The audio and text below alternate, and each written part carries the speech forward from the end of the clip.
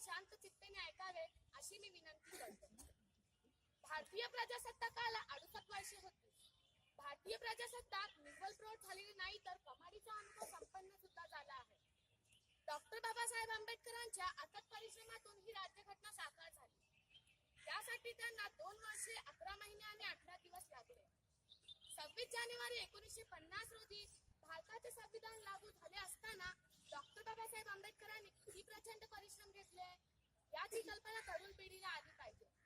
संविधान म्हणजे काय? तर हे संविधान आपल्या जगातले सर्वात मोठे लिखित संविधान आहे. या संविधानात 395 कलमे आहेत, 12 अनुसूच्या आणि अनेक उपकलमे आणि 2 परिशिष्ट आहेत.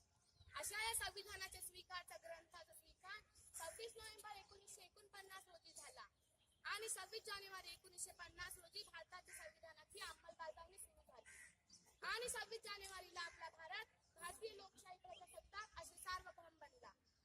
आपले संविधान आपल्या देशाचे नाव आणि स्वराज्य निश्चित करते.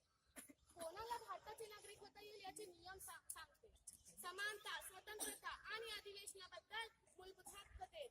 धार्मिक, सांस्कृतिक आणि शैक्षणिक स्वातंत्र्याचे हक्क इथे.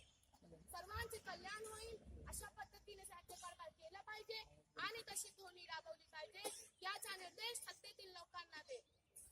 भारतीय नागरिकांना एक भारतीय म्हणून कोणती कर्तव्ये केली पाहिजे हेही सांगते.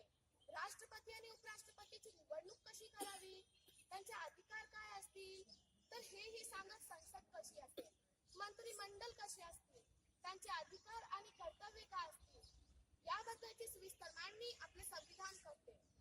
देशातल्या कोणत्याही घटकावर अन्याय होऊ नये म्हणून संविधानाने एक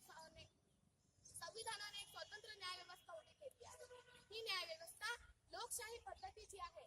लोकांचे मत आणि लोकांचे हित या गोष्टींचा आपल्या संविधानाने फार महत्त्व दिलं आहे. असे हे संविधान प्रत्येक भारतीय माणसांच्या दृष्टीने फार महत्त्वाचे व मोलाचे आहे. या संविधानाची अंमलबजावणी सुरू होऊन आता 68 वर्षे उलटून गेली आहे. तरी आजही आपल्या देशात संविधानाबद्दल खूप मोठे अज्ञान आहे. भारतीय लोकशाही मजबूत होण्यासाठी आणि एकात्मता वाढीला लागण्यासाठी हे संविधानाचे अज्ञान दूर होणे फार आवश्यक आहे. भारतीय नागरिकांना संविधान हा आपला एक ग्रंथ आहे, म्हणून हा ग्रंथ प्रत्येक गावामध्ये सामूहिकपणे वाचला गेला पाहिजे. एवढा बोलून मी माझे 2 शब्द पूर्ण करते. जय हिंद.